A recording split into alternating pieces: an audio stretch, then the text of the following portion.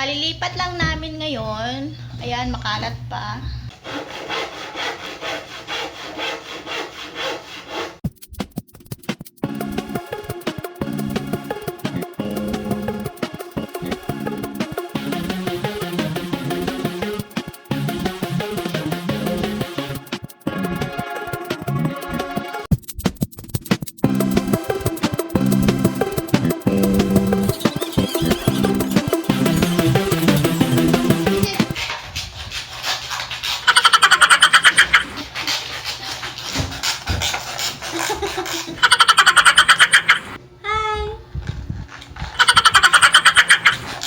Makalat pa din.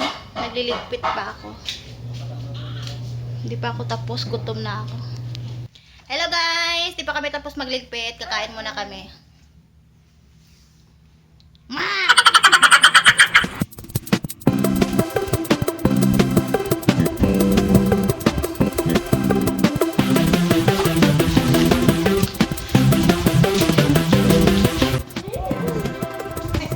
Ano lalagay mo yan daw?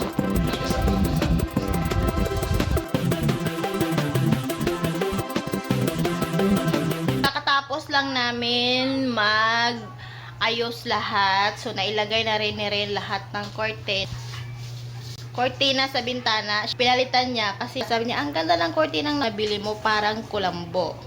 Nilagay na lang namin siya dito. Ganyan. So, ganyan siya.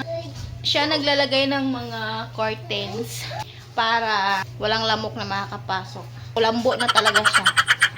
New home, new life, panibagong tirahan, panibagong pag-asa. Atong Diyos maayo, iyak kitang kiati man, wala taniya pasagday pa.